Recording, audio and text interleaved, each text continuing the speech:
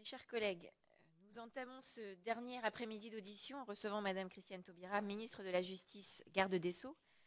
Madame la ministre, je tiens à vous remercier. Nous apprécions que dans une actualité aussi chargée pour votre ministère, nous puissions échanger avec vous sur la gouvernance des grandes entreprises. Lorsque nous avons entamé nos travaux, nous n'ignorions pas la complexité des sujets qu'il nous faudrait traiter.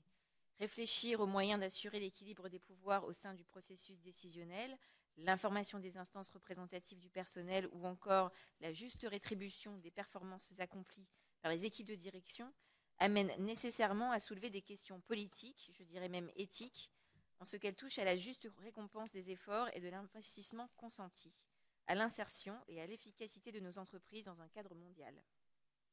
Mais chacun peut en convenir ici, la justice n'est rien sans le droit.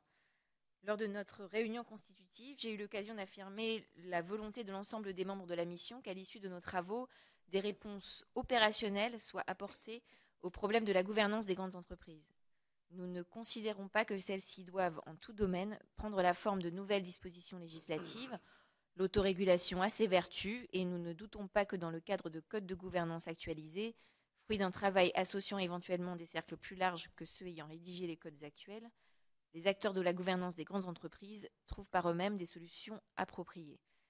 Cela étant, nous ne résoudrons pas un certain nombre de problèmes sans une intervention du législateur.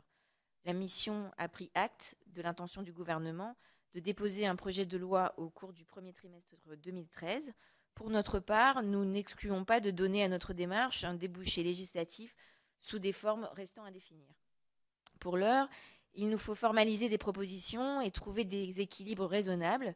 Ceci suppose que nous puissions prendre pleinement la mesure des exigences de notre droit national et du droit de l'Union européenne, qui, comme il se doit, offre un certain nombre de garanties à l'initiative privée, à la liberté du commerce et de l'industrie, à l'information des investisseurs et aux droits sociaux des salariés. C'est dans cette optique qu'il nous a paru indispensable de vous entendre afin de recueillir votre expertise et éventuellement vos propositions. Je vous cède maintenant la parole, Madame la Ministre.